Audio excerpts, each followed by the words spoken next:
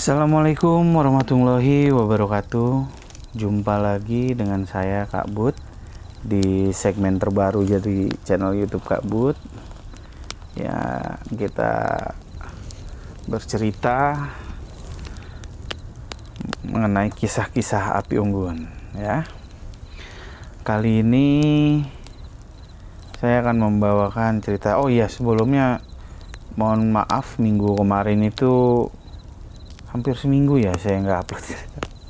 Sebenarnya rencananya seminggu 2 kali, tapi ya karena banyak kegiatan saya juga lagi ngeliput untuk konten terbaru saya yang ada di camping ground. Nanti saya upload, tapi ini kita segmen ini dulu.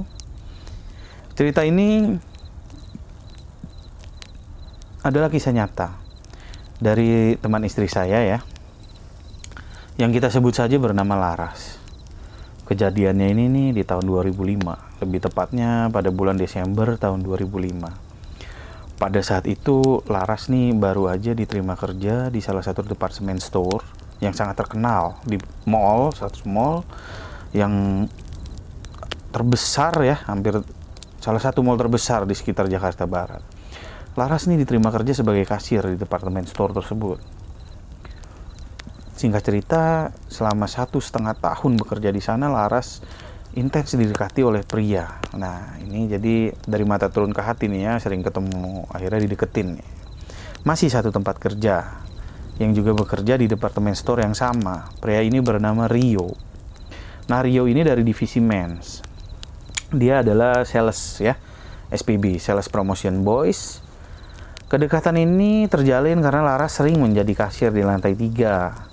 Mereka sering ketemu di area men's pada saat itu. Jadi ini untuk informasi ya, jadi di zaman itu departemen store tersebut mempunyai 3 lantai yang menempati area di salah satu mall terbesar di Jakarta Barat. Lantai dasar ini adalah divisi home yang menjual perlengkapan rumah tangga.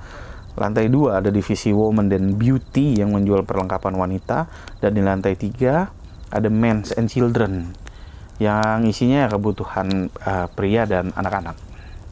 Jadi dibagi tiap lantai ini beda-beda divisinya. Dia nggak satu supervisor ya. Hal ini saya ceritakan nih karena nanti ada hubungannya dengan kelanjutan cerita kita di depan. Nah, di department store ini juga untuk diketahui ada 2 shift ya. Dua shift kerja. Pagi dari jam 9 sampai jam 5 sore, dan siangnya ini dari jam 2 siang sampai jam 10 malam. Nah, sampai tutup mall lah. Secara tidak sengaja Rio dan Laras selalu satu shift. Percaya nggak? Percaya. Nah, lalu kalau Laras shift pagi, Rio juga shift pagi. Dan kalau Rio shift siang, Laras juga ikut shift siang. Nah, ini nggak tahu mereka ngatur jadwal sendiri atau nggak sengaja ketemu nih ya kan. Mereka berdua sudah sangat dekat. Mereka istirahat bareng, pulang kerja juga Rio selalu mengantar Laras dan menunggunya sampai mendapatkan angkot yang mengantar Laras pulang ya. Jadi saat itu di tahun 2005 ini nih, cerita sedikit flashback ya, karena udah hampir 20 tahun, 19 tahun yang lalu. Sudahlah lazim sekali pekerja atau pelajar ini naik angkot untuk pulang pergi. Jarang orang yang punya motor atau kerja naik mobil, bahkan jarang sekali seperti zaman sekarang ya. Jadi kalau kalian relate sama cerita ini, terus inget ya, pernah kenalan sama pacar atau mantan di angkot atau bus ya, Kopaja, berarti kalian sudah tua. Harus jaga kolesterol, lemak, dan gula. Oke, kita kembali ke laptop. Tibalah waktu yang dinanti-nanti oleh seluruh karyawan-karyawati di departemen store itu, yaitu acara gathering malam akrab yang diadakan rutin tiap tahunnya di bulan Desember ya, tiap tahun. Tahun ini diadakan Desember ya, memang sebenarnya sih 2 kali ya, karena ada di tengah tahun, ada akhir tahun. Nah, ini Desember karena akhir tahun diadakan kembali, tapi toko kan tetap beroperasi, tidak pernah tutup. Jadi gathering ini diatur bergilir. Minggu pertama di bulan Desember itu yang shift pagi libur duluan. Mereka gathering duluan. Tahun ini diadakan di kompleks villa di Bogor, Puncak ya.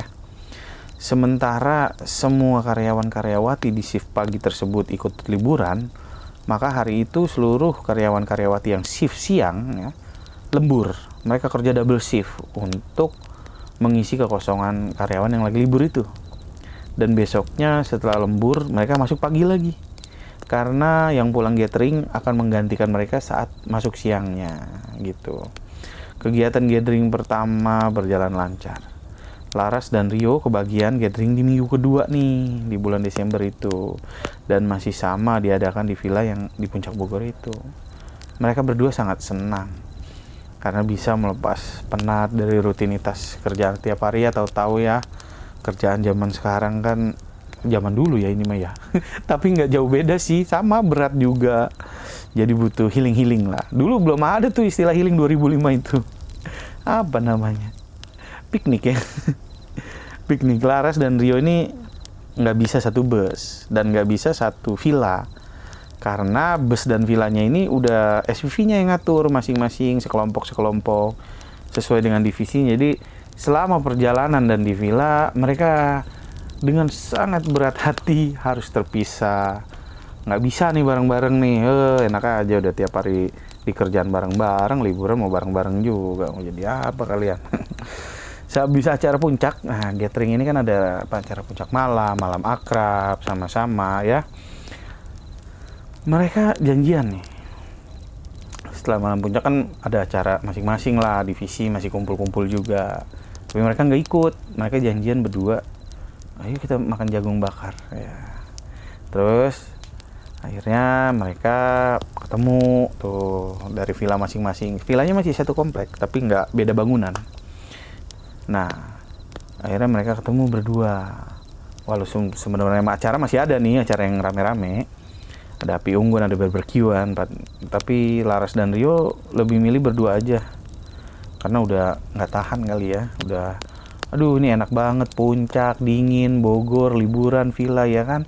Itu paduan yang cocok untuk memadu kasih. Asik memadu kasih, bahasa gue 90-an banget. Kemudian mereka jalan kaki keliling komplek, ngobrol di Villa Puncak. Nah mereka, terus Rio ngajakin kita ke sana yuk ngobrol tuh, sepi enak di lapangan tenis. Nah Laras dan Rio akhirnya memilih duduk berdua di samping lapangan tenis itu tuh. Nah samping lapangan tenis ini ada pohon-pohon pisangnya, tapi karena sepi kan ya emang itu yang dicari ya kan. Di tengah obrolan ya, mereka lagi ngobrol, Rio juga udah mulai kegatelan gitu, entah kenapa ya. Akhirnya di saat di tengah obrolan mereka dan mereka lagi bercumbu, asik bercumbu. Dulu gue lucu nih, soalnya ini bahasa-bahasa halusnya nih muncul era-era komik-komik novel stensil ya. Bahasanya tuh baku banget, tapi keren. Saat mereka sedang bercumbu tuh, di tengah obrolan mereka tiba-tiba setengah gedebuk. Mereka dengar suara gedebuk dari arah kumpulan pohon pisang itu, rumpun pohon pisang. Ini kalau pisang ya bukan, karena suaranya kayak kenceng, kayak orang, kayak benda berat, tuh jatuh. Sontak mereka nengok tuh berdua, nengok ke arah pohon pisang. Apaan tuh? Laras jerit, tapi apa hantunya nggak mata sebelah ya. Apaan tuh? Melotot tas. Astagfirullahaladzim. Pocong, kata Rio. Sambil dia pegang, dia panik. Rio teriak, Laras ketakutan. Rio teriak, dia tarik tangan Laras tuh. Ya, di antara pohon pisang itu udah berdiri sosok pocong di antara bayang-bayang gelap pohon pisang itu. Tinggi, mukanya hitam, gosong, matanya merah menyala, melotot ke arah mereka berdua. Dia langsung panik, dia tarik tangan Laras, dia ajak lari. Tapi pas Rio udah bangun langsung tancap gas, tiba-tiba Rio jatuh langsung, buk. Terus ya Laras karena tangannya dia pegang, ikut nyungsep berdua. Tahu apa yang terjadi? Kenapa langsung nyungsep? Ternyata Rio keserimpet kolornya. Buru-buru Rio tarik celana kolornya ke atas pinggang, dia pakai celana langsung dia pegangin. Ternyata itu dia yang kesandung celananya, nggak berasa langsung lari ke arah villa terdekat sambil ketakutan. Ya, ada-ada aja lu Rio. Ntar malu tahu bagaimana Rio. Aduh. Laras dan Rio lari tunggang langgang ke arah villa terdekat dari lapangan tenis itu. Dia lari, ternyata itu villa divisi home ya. Tadi kan saya udah jelasin beda divisi, beda rumah villanya. Divisi home.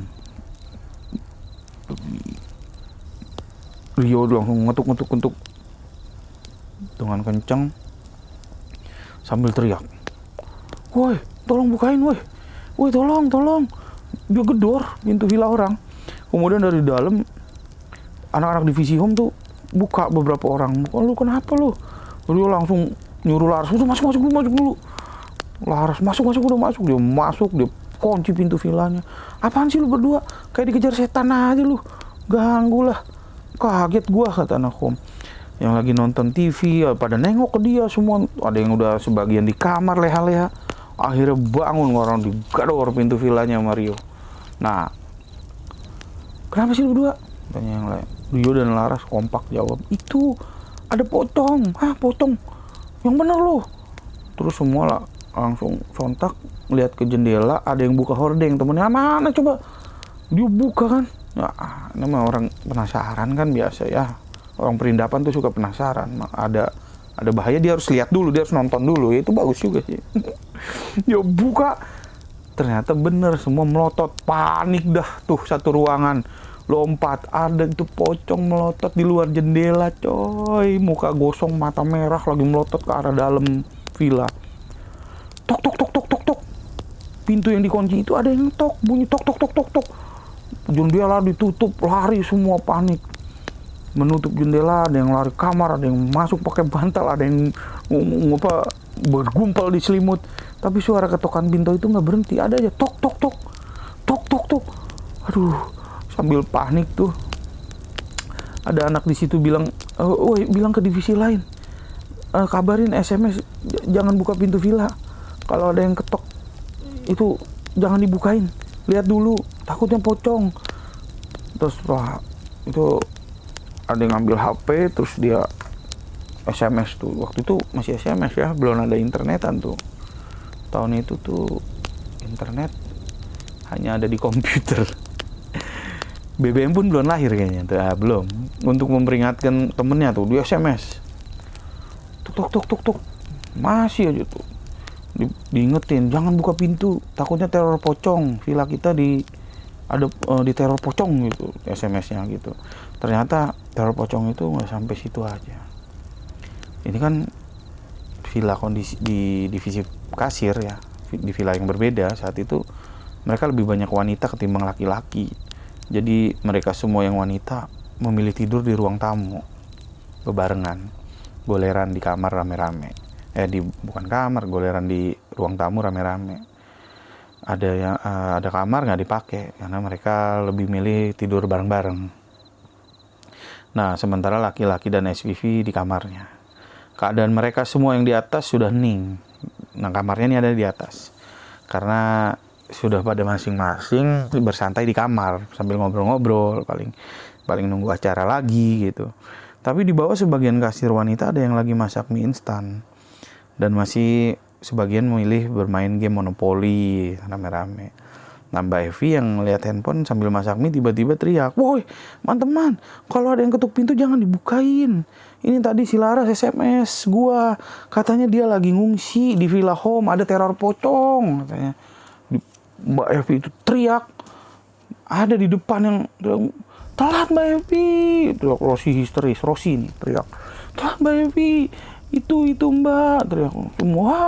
Panik semua, ternyata di jendela itu udah ngintip pocong semua teriak. Ada yang kejang, ada yang lari, ada yang udah nggak karuan tuh villa yang itu. Terus dia lari ke atas, ada yang lari ke atas bangunin SPV yang di kamar tuh, dibangunin semua, disuruh keluar. Sementara mereka panik ya di villa divisi children nih ya, villa lain lagi nih. Di villa divisi Children mereka sedang barbekyuan di luar villa di halaman yang cukup luas ya, teras villanya ini. Mereka lagi nyanyi-nyanyi sambil makan sosis, bakso bakar, cemil-cemilan lah. Nah, sementara Mira yang lagi nikmatin bakso bakar tiba-tiba mengaum kesakitan, teriak-teriak nggak berhenti. Kejang. Terus dia lompat. Sambil lompat, terus Anggun teriak. Temennya Mira nih, Anggun.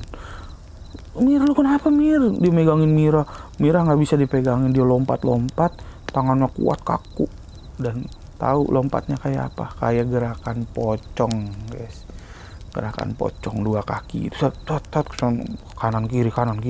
Dia melotot ke semua teman-temannya, ke supervisor, ke manajer. Dia melotot ngeliatin orang di sekitarnya. Terus Mira berteriak dengan suara berat dan parau ya. Bukan suara dia, malah seperti suara cowok ya.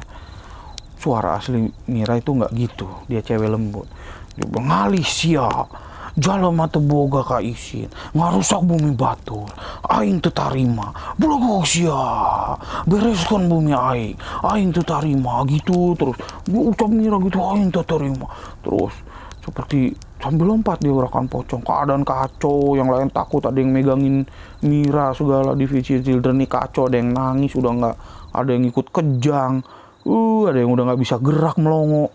Wah, udah kacau lah, itu hektik, crowded banget, itu udah serba full of terror. Lalu manajer Children nih bersiasat, langsung dia panggil itu penjaga komplek villa dan memberitahukan ada yang kesurupan, Pak. Kemudian karena penjaga villa rumahnya deket ya dari kompleks villa itu, langsung dia datang. Kemudian dia datang berdua istrinya, penjaga villa ini. Terus dipegangin rame-rame si Mira ini yang masih ngamuk. Terus pas dia datang, dia baca doa, dia usap kepalanya Mira sampai wajahnya ditutup gitu. Seketika Mira diem. Dia udah nggak teriak lagi. Dia melotot.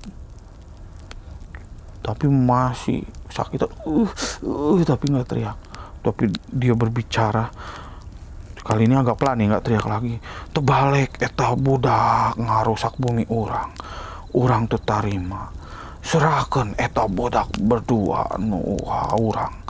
Kuncen tersebut tuh paham. Oh, pasti ini ada yang nggak beres nih, kata Kuncennya. Ada apa nih dalam hati Kuncennya tuh. Terus istri dari Kuncen tersebut memberikan Mira air doa tuh. Jadi selagi suaminya menangani Mira, dia ambil air tadi istrinya di dapur, terus dia baca-bacain, kemudian diberikan air doa itu, diusap ke Mira. Setelah itu Mira pingsan, kemudian tidur, taruh di kamar langsung hingga dia nggak lama dia sadar. Nah, nggak lama Mira sadar. Terus kemudian kepala toko dan manajer memanggil semua karyawan, semua divisi untuk berkumpul di area tengah villa. Itu ada dia kayak tempat berkumpulnya itu. Di area depan villa semua dikumpul tanpa kecuali. Di situ dibimbing oleh penjaga villa dan istrinya. Mereka semua berdoa dan mengaji untuk meminta perlindungan dari Allah Subhanahu wa Ta'ala dari gangguan-gangguan gaib di malam itu. Di tengah lantunan pengajian, Laras dan Rio tiba-tiba maju ke depan. Rio menggandeng tangan Laras, maju ke depan, dan Rio berbisik kepada Kuncen, penjaga villa ini. Pak, maaf, yang dimaksud kedua orang itu adalah kami berdua, Pak. Tolong kami, Pak. Kami, bagaimana ini, Pak, caranya? Kami harus gimana, Pak, agar nggak diteror lagi? Apa yang harus kami lakukan? Akhirnya istri penjaga villa ini nenangin mereka. Udah, Dek, kalian duduk dulu, nanti biarkan Bapak berdoa dulu bersama. Setelahnya nanti kalian akan diurus oleh Bapak ya, nanti dibantu. Acara pengajian selesai, mereka masuk kembali ke villa semuanya. Nah, Kuncen ini berpesan nih kepala penjaga toko dan semuanya.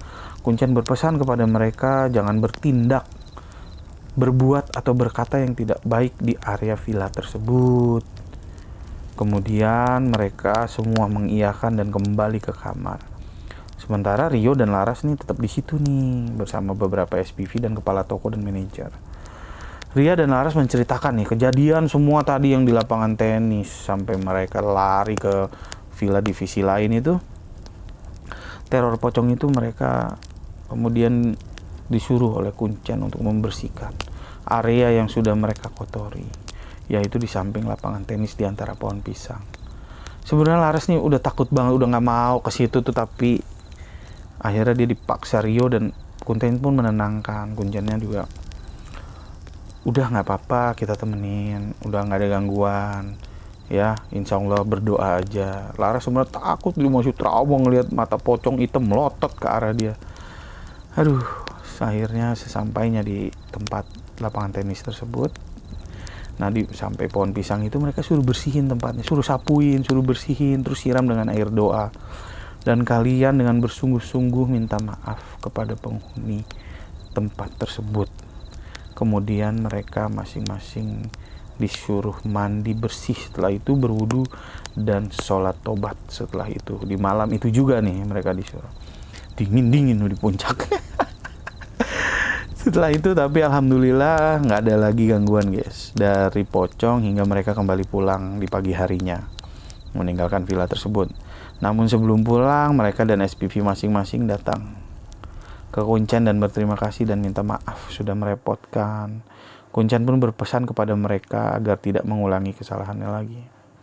Sampai cerita ini dikisahkan oleh Laras ya, dia masih kadang-kadang tuh ternyata kadang pintu di rumah dia itu masih ada ketukan kalau tengah malam, tok tok tok tok tok tok. Kirain udah nggak diganggu lagi guys, tapi kadang masih diganggu. Aduh, untuk kalian yang tahu cerita ini, mohon merahasiakan departemen store tempat orang-orang itu bekerja ya, tempat mereka bekerja untuk kenyamanan bersama. Aduh, nggak nyangka masih kadang diganggu. Ya sudah, sekian cerita dari saya. Assalamualaikum warahmatullahi wabarakatuh.